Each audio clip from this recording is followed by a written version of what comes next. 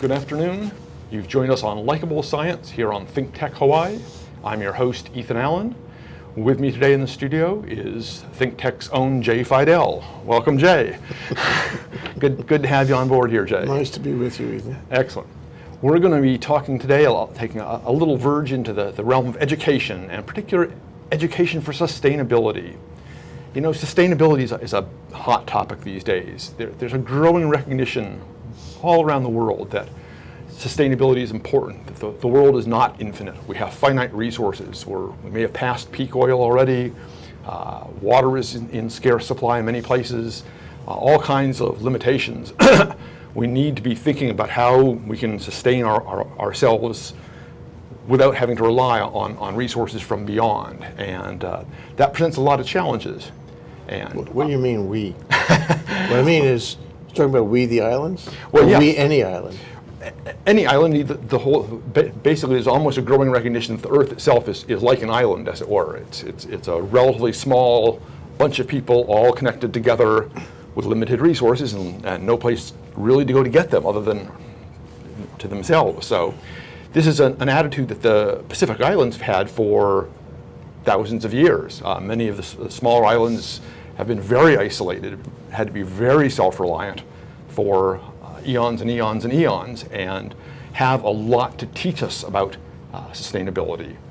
They developed cultures that were very cooperative, collaborative cultures, had ways of avoiding conflicts because they understood that conflicts were extremely costly, dealt with issues of ecological, environmental sustainability by limiting their use of resources in very careful ways. So there's all kinds of good lessons to be learned, and I just wanted to explore that whole topic with you. I have some early reactions.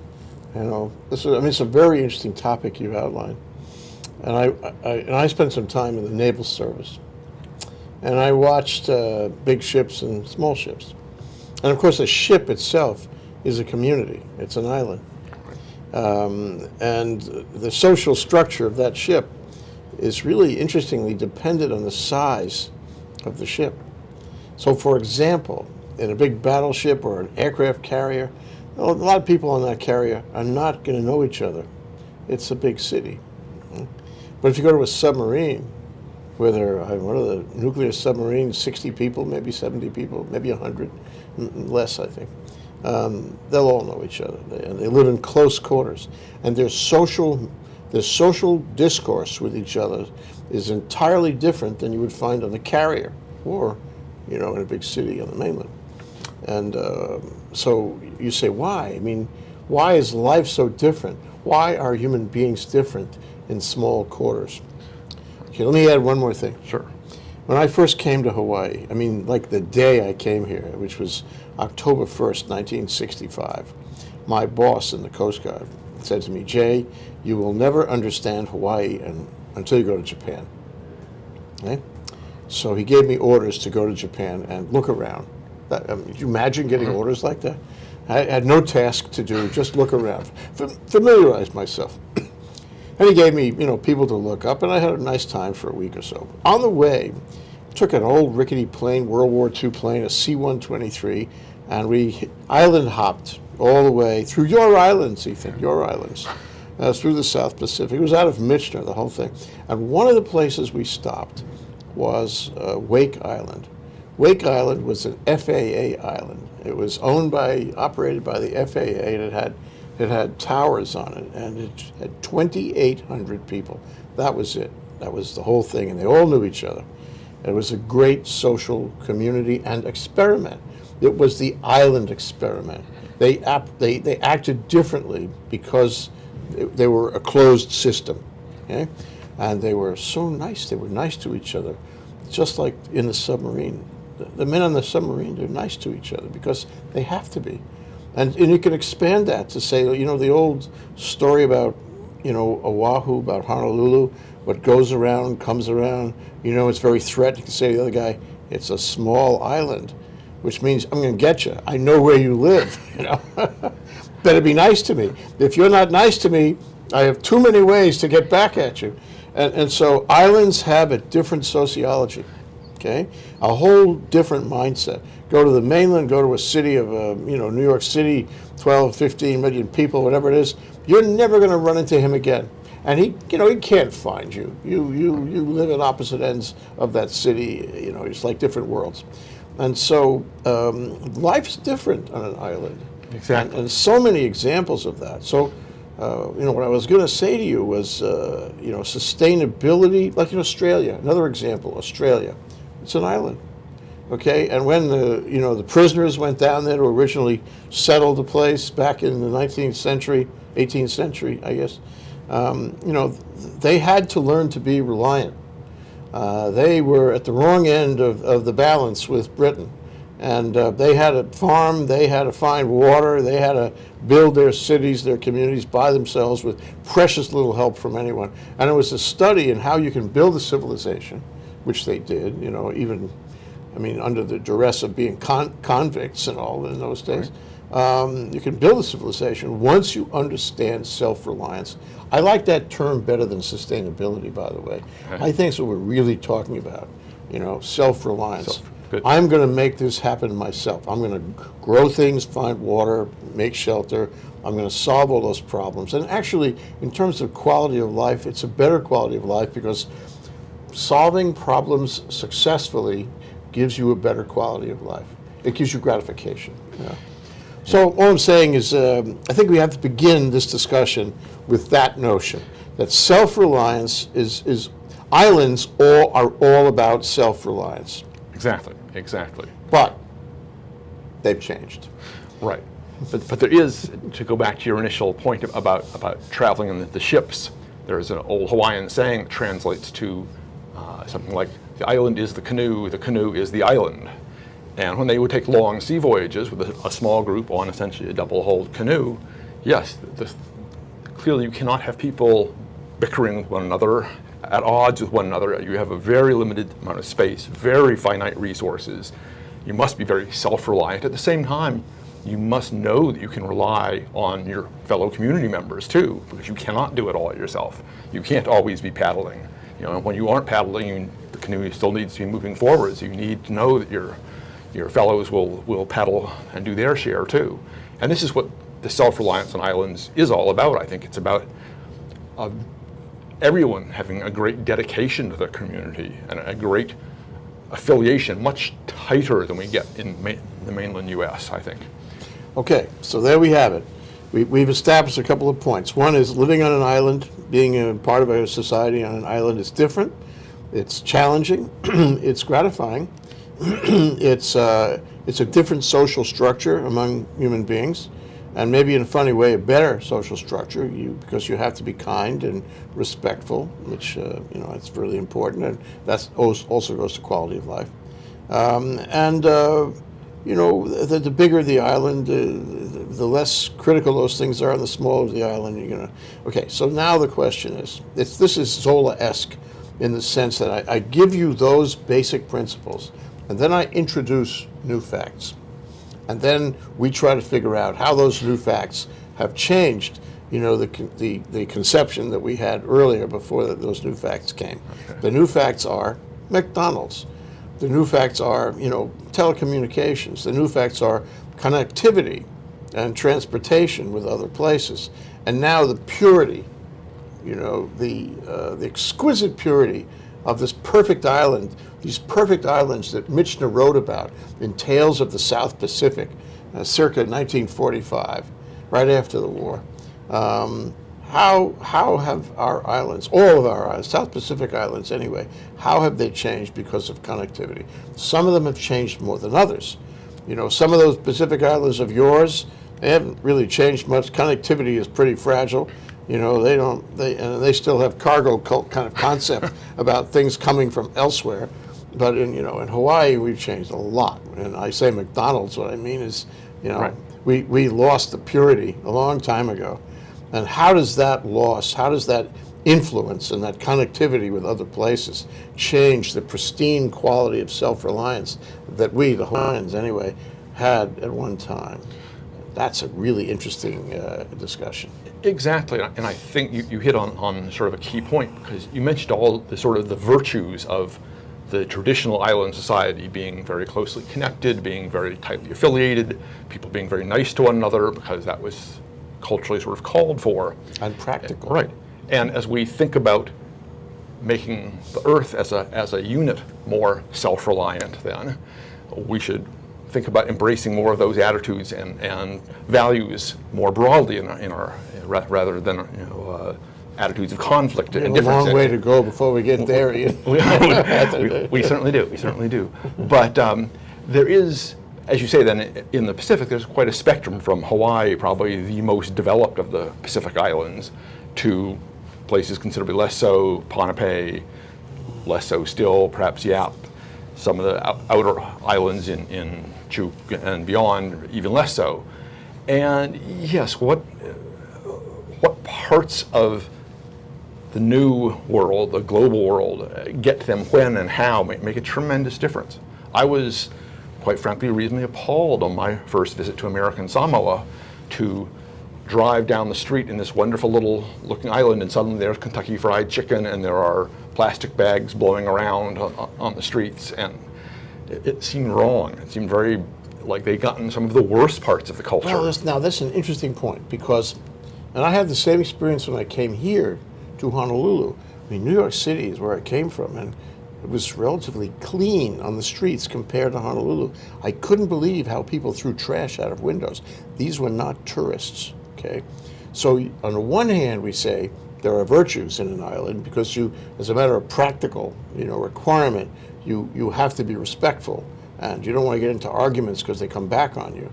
But truth of the matter is that in some of these societies, including this society, people were not respectful of the land.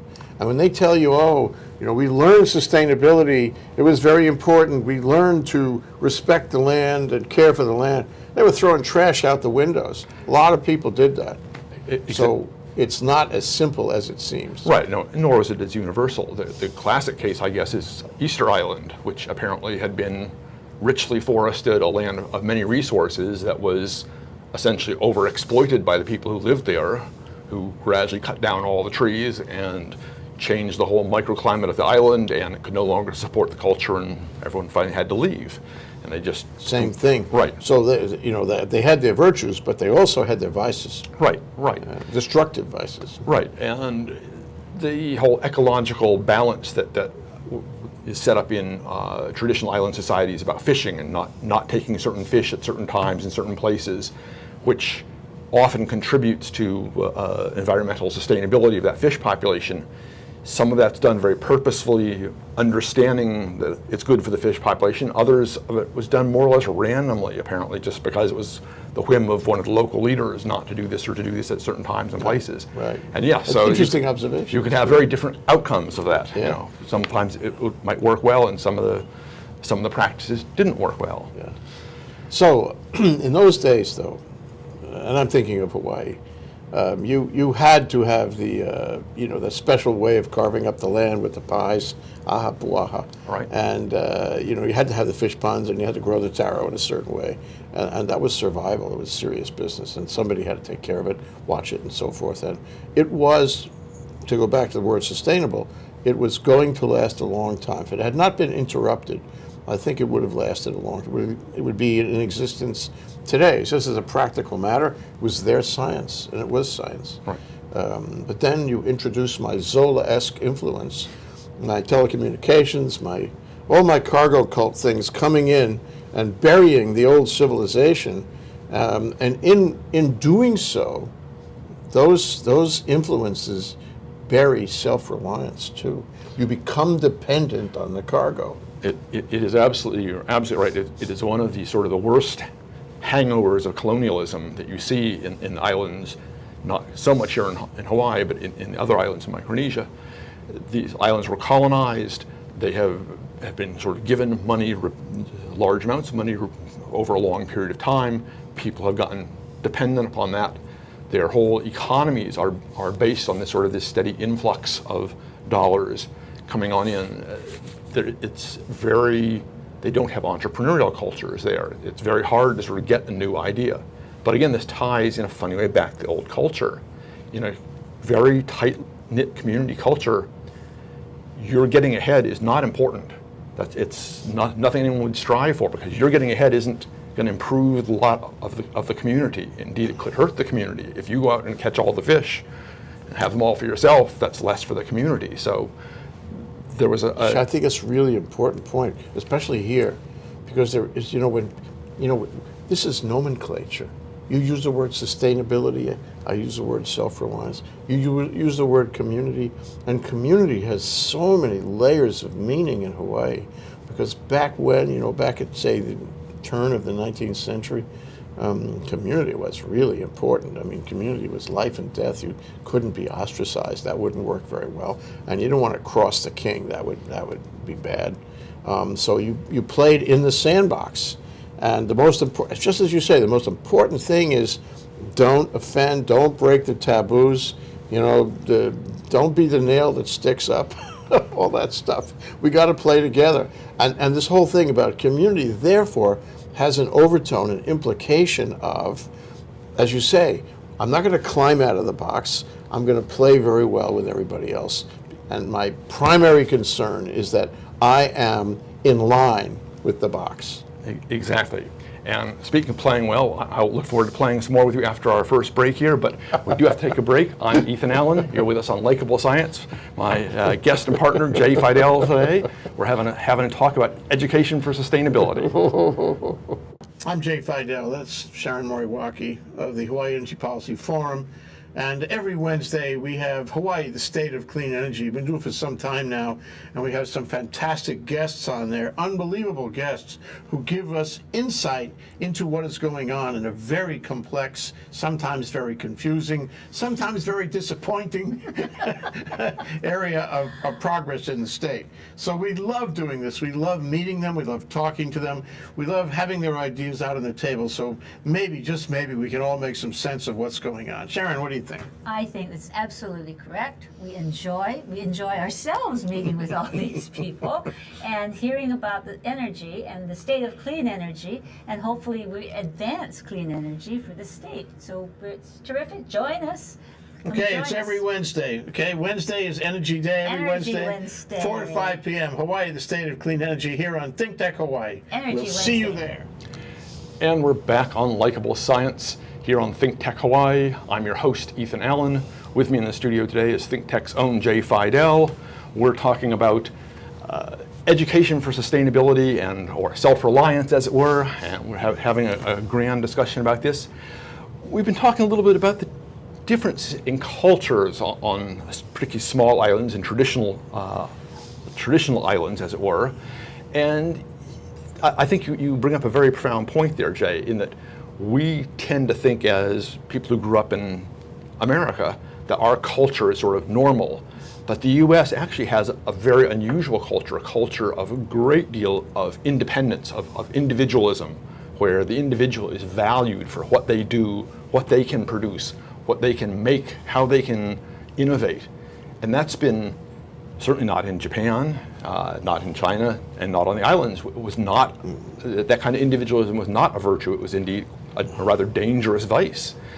And so yes, this this longing to go back to that culture in some sense may be, like you hear people today wanting to go back to the 1950s and sort of idealizing that time. So there's two sides to it, I think. Yeah, well, but if you look back, I mean, I'm sort of exploring in my own mind the word community as it is used today by a lot of local people, by a lot of Hawaiian people. The community, it's my neighborhood conceptually, and everybody is in the community. We don't struggle to get out of the community, and the community plays well in the sandbox, and we value service to the community.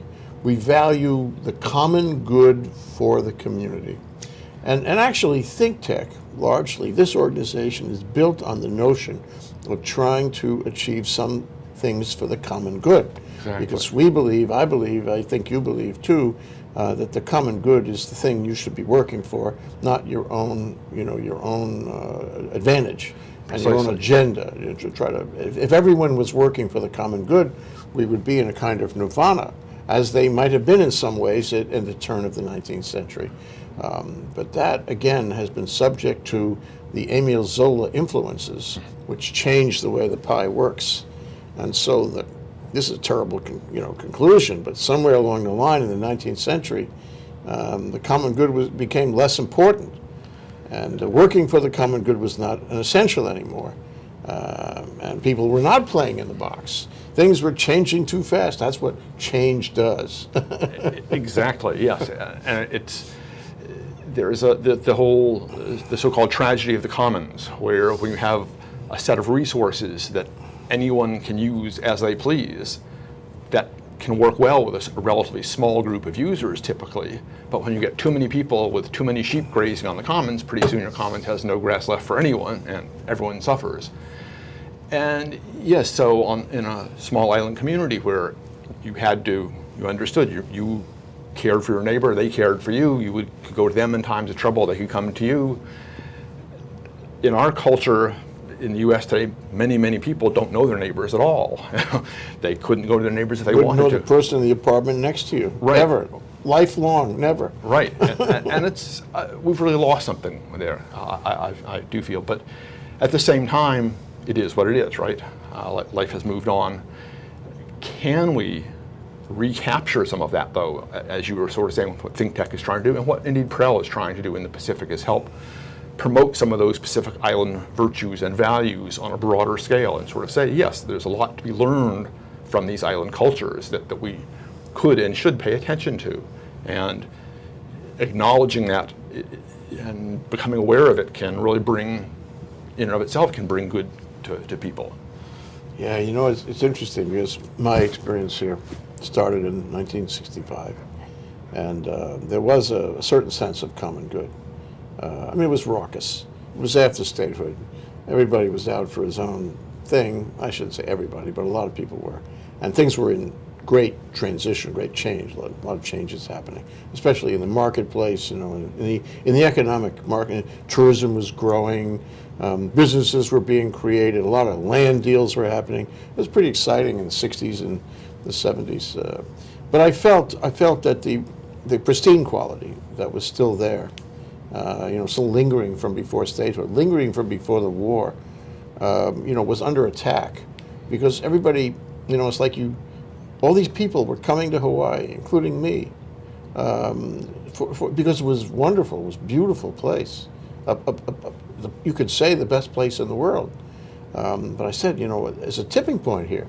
If everybody comes to see, if all the tourists, the adventurers come to see this exquisite, pristine place, they're going to change the place. Right. And it's another one of those Emile Zola-esque kind of changing the factors. And what change did they have? Well, they brought McDonald's, and they brought telecom, and they brought ships of goods and personal property that people would have to buy, get jobs for. All of a sudden, the economy, which was a common good kind of economy, became a me first kind of economy. And I think the way of public thinking changed. It was not just that certain immigrant groups were more aggressive than others. I think the whole thing changed, and we were now in a soup that was a very active change soup. And I think we long to go back to the old ways, but it's very hard to get there. What I think the problem, going to your point, the ultimate point here of sustainability is, if you have an island that is affected by these influences, if you have an island that gives up in large part the notion of common good and ascribes instead to the individualism, ascribes instead to the me first, I got to make my bucks first, and the rest of you guys, I don't care. The problem there is it's very hard to retain the stability of sustainability and self-reliance, because to do that, you have to work together. You can never do sustainability if you don't work together. Right. So islands, which absolutely had to have self-reliance, now had lost an element of the public understanding that you need to be self-reliant. This is an undermining of the fabric. Yes, and we're seeing that in some of the other more remote Pacific islands, where the very traditional council of elders who has determined the uses of resources their authority, in some cases, being questioned, being eroded. People come in with more money and more resources from outside, bring in a fishing boat with fancy new fishing gear, lots of nets, and suddenly can come through and take for themselves, for the individual good, resources that previously had been shared and parceled out rather sparingly for the common good, and in doing so can completely disrupt that sort of human and environmental ecosystem. So when you say here in this show, the title of this show, Education for Sustainability, there's multiple levels there. Yeah, it was purposely a double education entendre is at least. public awareness Right. as much as it's technical education, and sustainability is, this thing that we lost, maybe we need to regain in order to have a reasonable quality of life on islands and return islands to their most efficient way of operating. I know that PREL does that, and I think you ought to spend a moment and talk about what PREL does do in order to go down that path for all of the islands around the South Pacific. Sure. So one of the real pushes we make in PREL is we work on education, and we work with both formal and informal education in all the U.S. affiliated Pacific Islands and hopefully moving beyond. But one of the things we sort of push for is that the cultures there are good cultures. They have great values in and of themselves, and they shouldn't just be left behind. So we want the students who grow up in these islands to understand and deeply appreciate and value their own culture as they learn about Western society and Western culture. And it's a tough path to follow. It's a very delicate balance. But ideally, every student coming out of the systems there, the education system, we want them to have a choice and to think as a young adult, gee, I'd like to go out and become now an engineer or an attorney or a scientist or what have you, and make my mark in the world. But equally to have a choice, and a perfectly acceptable choice, of saying, no, I wish to stay here on my island, farm the taro, fish the lagoon, live a very traditional lifestyle, hopefully being able to bring, no matter which choice you make, a little bit of the other into it in a sensible, sensitive, supportable kind of way. So if you're farming taro these days, you probably need to get salt-resistant taro given the sea level rise. If you're farming in a low, so it's not just going backwards. It's looking to tomorrow's technologies or today's technologies. If you choose to go off and become an engineer at Stanford, one hopes the students will bring some of their Pacific values of the common good to that realm too. So yes, we really try to promote this as a way of doing business, a way of proceeding along. And when we work very collaboratively with schools, the governments, the industries in these places, we emphasize that idea of doing these things collaboratively for a commonly agreed upon goal. Why do you do this? Well, for one, You're a nonprofit. Right. And you're supported by, specific underwriters, I'm not sure who they are, maybe you could discuss that, who would like to see you continue doing what you're doing. They want you to fulfill that mission. But why do they, I'll assume that. Why do you and they want to take that mission? What's the reason for your concern? Well, again, I think getting back to sort of our original idea, the Pacific Islands have a great deal to teach us about sustainability. But why are you motivated to go out there and take on this difficult challenge, a challenge which you may not succeed in the long term? It may not be possible. Why do you want to do that? Is this a U.S. government initiative? Are there charitable organizations out there in the mainland who would write you a check to suggest that you go and do this? There are both, yes. Indeed, the National Science Foundation, who supports some of our work, very much values a diverse workforce, a scientific workforce that takes advantage of all the diverse talents in the world, men, women, children, persons from every kind of background, and recognizes that different people bring in different things to the scientific and STEM establishment, and that having your workforce of scientists made up only by white males is really cutting off a lot of your potential talents, denying you a lot of the innovations and the expertise that you should have. So we want to encourage participation in that playing field, as it were, from all people, and people who are who maybe 2 generations ago, their grandparents were living in utter isolation, much as they had lived for thousands of years. There's no reason why those kids tomorrow cannot be part of, contributing to the next big invention, the next design breakthrough in telecommunications or whatever. Yeah, I mean, I've seen elements of that in a few South Pacific Island situations. I've seen it. There's no reason why they can't do that. And another observation about what you're doing is it really may be the finest work that any organization on the face of the planet can do. What you're doing is you're saving culture. You're saving culture that might otherwise be extinct, and you're moderating the development of civilization that way. Instead of all racing, everybody would love to race to high technology right now and leave it all behind. And if we forget our roots, what are we really? I mean, so, but at the same time, I want to pose this problem. Okay, you may be fighting an unwinnable war, because if I give this child in Ponape 2 choices, you can go to Stanford, or you can stay home. You can go to Stanford and drive big cars and have yachts or whatever, big properties, make millions uku bucks, or you can stay home and you can farm the taro. More than 50% are probably going to say, thank you, Ethan, we'll take Stanford. just give us a little money, we'll take Stanford. And over time, there's got to be an erosion of the culture that they came from. Well, you pose an interesting problem, and in our next segment, we're going to get to that. Right now, we have to take our little break.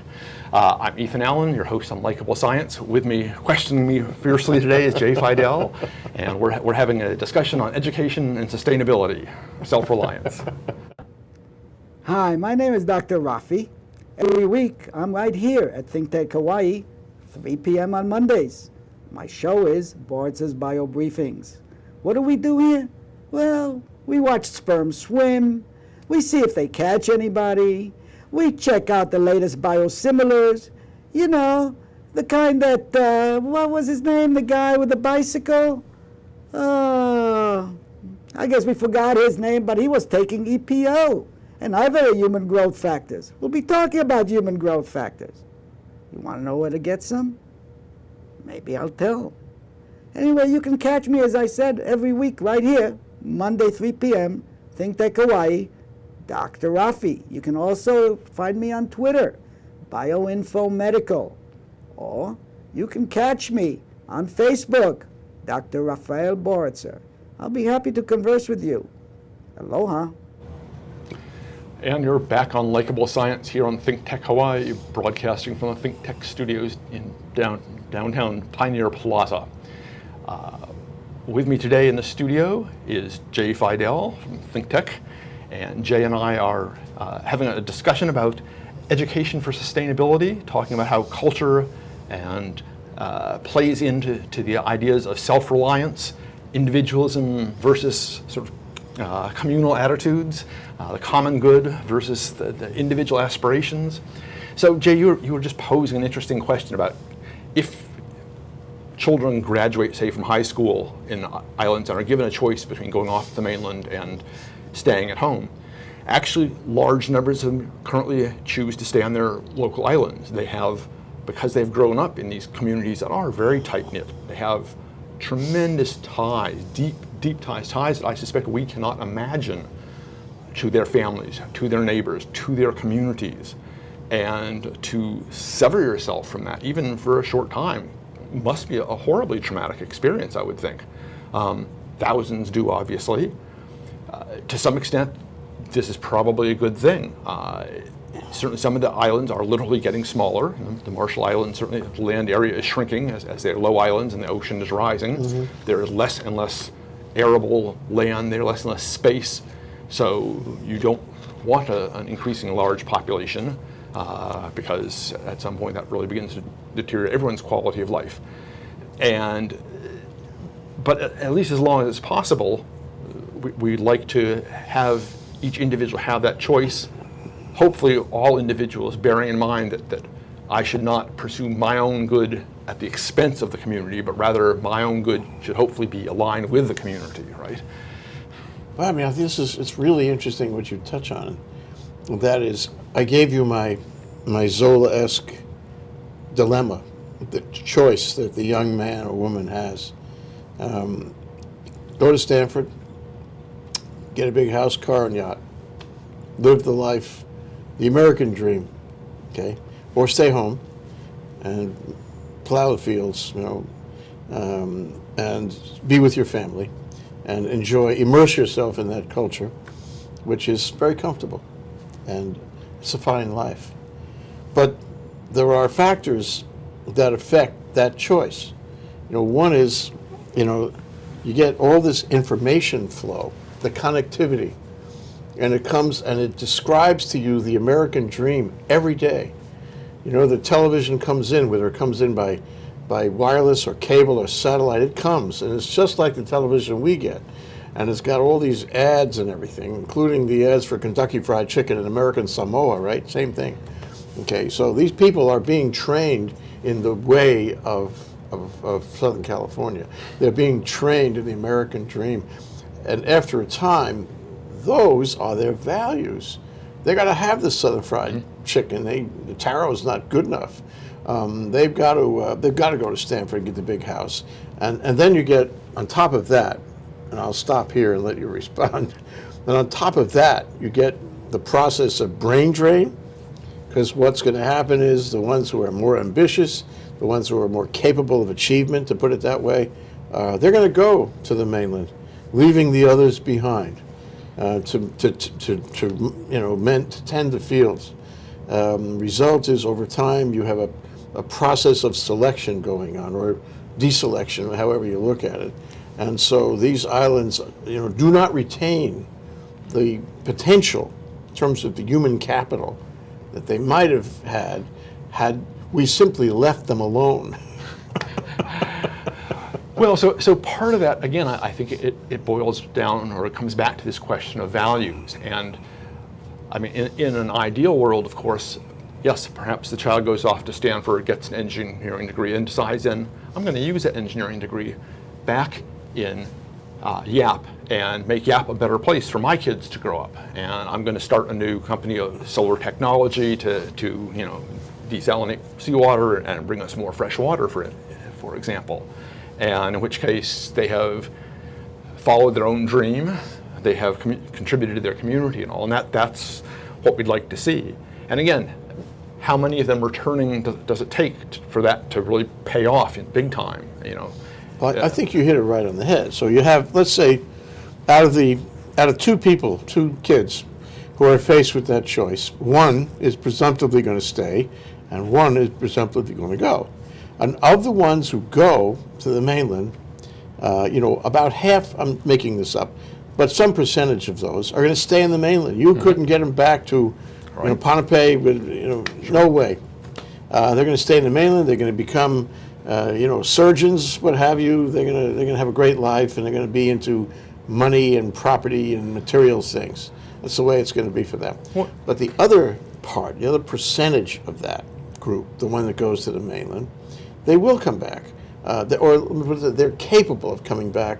They're capable of being influenced, sold, the possibility of coming back. And I think, just a thought, that's what we're really talking about here today. That's what you meant to get to from the get-go. It's that, say, 1/4 of the crowd that we need to, quote, educate, advocate, to get them back to their native cultures, to make the contribution, to do the payback, and survive their native cultures in that way. And so we have to do what we can, we, all of us, and Prell included, of course. I mean, Prell is leader on this, to make them understand how important it is that they take the skills they get on the mainland and they come back to their islands. This is a problem that's universal among islands these days, including here. Yes, it is. And on that note, we're going to have to take another break here. I'm Ethan Allen, your host on Likeable Science. Jay Fidell from ThinkTech Hawaii is here in the studio with me, and we're discussing education for sustainability, or self-reliance. Aloha, I'm Jay Fidell. This is ThinkTech Hawaii, broadcasting live from the Pioneer Plaza in downtown Honolulu. We raise public awareness about tech, energy, and globalism in Hawaii. Technology is critical to our state. A vibrant tech sector will give us new prospects in the global marketplace and will offer great careers and make our economy more resilient. Streaming live on Ustream and Spreaker, ThinkTech allows its hosts and guests invaluable opportunities to report important events and discuss important questions, and to be heard here in Hawaii and around the world. You can find links to our live streams on thinktechhawaii.com or on our mobile website, m.thinktechhawaii.com. And you can see our archive on YouTube. It's all just a click away. We want to do whatever we can to keep Hawaii relevant, connected, and thriving in the complexity of the 21st century. We hope you will help us in those efforts. Tune in today. This is ThinkTech. I'm Jay Fidell. Mahalo. And you're back on Likeable Science. I'm your host, Ethan Allen, here on ThinkTech Hawaii. With me in the ThinkTech studios today is ThinkTech's own Jay Fidell. We're having a fun time talking about education and sustainability and how this plays out in the Pacific Islands. I just wanted to maybe quibble with you for a moment. You said the Islanders might leave, go to the US, go to Stanford, drive the big car, have the nice house. That might well happen. The facts currently are that many Micronesians who go to the US do not drive the big cars and have the nice houses. They end up having fairly low-level right jobs. Here in Honolulu. Right, Yeah. and some fall between the cracks for various reasons and end up being a burden on the larger culture. And so that all needs to somehow be factored on in too. That not everyone who leaves is going to be the genius who rises to the top. Not everyone who stays necessarily are the slower half either. That people very bright, very motivated individuals can stay and commit and work in their home island without ever having to leave, certainly. But yes, I think in the ideal world, yes, what we're faced with, like it or not, we do live in a globally connected world now. People do see images, sights, hear sounds from around the world. They have ideas that are brought to them from faraway lands. People are just gonna go there. You can't stop them from it. Some percentage of those are going to stay in those foreign lands because they probably wouldn't have been happy in their homelands anyhow. Some, hopefully, some percentage will return and give back and bring in and enrich their traditional culture, and that's, I think, the best we can hope for now is that they do so in a good way. They bring back ideas that get incorporated in sensible, meaningful ways, so that you don't just come back and fish out the lagoon immediately with your high-tech fish gear, but you realize that, yeah, perhaps the cultural traditions had a sense to them and a meaning to them, and how can we think about this? And maybe, yes, we now start fish farms again so that we can get up higher densities of fish to feed our now larger population, our population who wants to eat more fish. So I think it can go both ways. Yeah. I'm starting to transpose the whole thing into Hawaii. And I think, we clearly have a struggle with the common good these days. And I think we also have a struggle with self-reliance in the sense that, we're doing a program on April 23rd about agriculture, the new science of agriculture here. Yes. And, the stumbling block is that we may have the science, but are we really incorporating it into our agricultural system? And people don't really want to do agriculture anymore.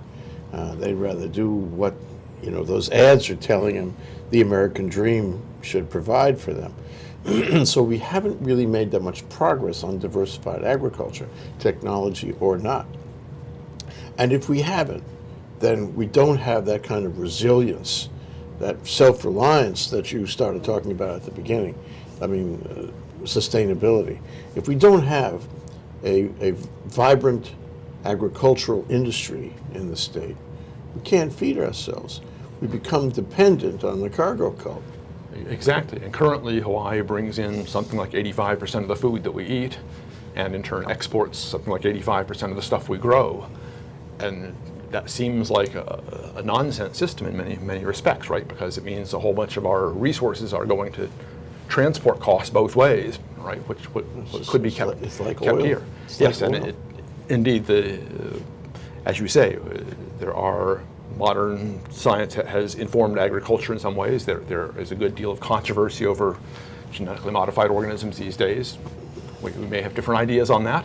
Some may favor it, some may not. But the fact is, it is here to stay, and we need to take advantage of the best of science, the best of technology, use it in the best ways for the common good, not just so that a company can make more money, but so that, yes, more people can eat healthier food. And it's a tremendous challenge. But yes, in the face of a major disaster, Hawaii can be cut off and has very limited resilience at this point. And these other Pacific islands are in similar situations. And we should strive to up that resilience so that we are prepared for the bad times that may well be around the corner. So you have a certain public sentiment about this, or maybe ignorance, about this whole concept of becoming self-reliant, becoming truly sustainable. And the question is, how do you change that? How do you make people realize? I mean, it's almost a silly question. How do you make people realize, yes, they really do live on an island? A lot of people really never get in the water. They never walk to the top of the mountains. They live in this kind of, treadmill existence, island or no, and they don't really understand where they live. So they don't understand the need for sustainability. Yes, and on the mainland you see this with more and more people congregating in urban centers, and the kids never get out into nature, and they never sort of understand what a wild place looks like, what an area free from buildings, free from people is, and why that's a thing of value. And that's a very dangerous trend, quite frankly. We need to have a broad appreciation. Indeed, I would argue that in the upcoming century, environmental science is going to be a key survival skill, basically, that we need to teach to today's youth and tomorrow's youth, if only just out of enlightened self-interest. So they'll be able to the best and the brightest minds will have good ideas on how to save us from the things that we are surely unleashing on ourselves, such as rising sea levels, increasingly acid oceans, increasing air pollution, et cetera, et cetera. What I think is maybe missing is a sense of identity. I think it was pretty simple in the year 1800. The Hawaiians had a very clear sense of identity. They owned the place, and they needed the place to support them, so they did what they had to do, what they thought they had to do. The structure was there. But we have been through all these external influences. We've been subject to changes that emanated from somewhere else, and we had no control over it. And tourism is a perfect example. If tourism stopped tomorrow, it wouldn't be because of anything we did. It'd be because of some event, some process that happened way far away from us. We have no control over it. So I think we have to develop, a kind of self-image, which we don't have now, of understanding we are on an island, understanding we have to be self-reliant, and then finding the will, finding the common view of things to see ourselves. Our self-image should be that, yes, we can do this. Yes, we can be excellent. We can be the Switzerland of self-reliance in every way. We can be self-reliant on every single thing we need to have reliance on. And I don't know why we don't do that. Frankly, to me, this place would be a better place if we could think that way and see ourselves that way. Absolutely. That is, it's a funny mix of being very self-reliant, but as I spoke earlier of the people in the canoe, realizing that you need to rely on all the self-reliant people around you too, that you are very much a part of their community and they are part of yours. And while you're all self-reliant, you are all very, the term they use is interdependent these days, right? We all may be independent, but we are also linked to others in our communities, and we need them, and we cannot do it all. You cannot go out and farm the land and fish and build the buildings and drive the cars and fly the planes, and you know, all these things. It's, Yeah, well, you know, it's one thing you said a moment ago, and I had forgotten about it. That's why I say this is so instructive for me, this discussion. It's unification. You know, it was in 1810 or so that Kamehameha threw some guys off the Pali, and he unified the state. And at that point, you know, we didn't have warring factions. We had one unified kingdom. That was pretty good. We don't have that. We have a lot of factions is what we have. And I think we don't get to the self-image correction until we have some unification. About all the islands are in the same, you know, the same place, and all the people are in the same place. We all see ourselves as Hawaiian, or people who live in Hawaii, and want to be self-reliant and can be self-reliant and can achieve excellence. And that, to me, would make for a better world. absolutely. And then when I take that one step further, when everyone in the globe can think of that same kind of thing. We are all on the same little blue marble floating in space. We are all excellent people keeping an eye on the greater good. You know, let's go that way. We are out of time. We're going to have to wrap it up. You've been listening and watching What Likeable Science. I'm your host, Ethan Allen. I've been enjoying a dialogue today with ThinkTech's own Jay Fidell here in the ThinkTech studios. Thank you for watching. Look forward to talking to you next week.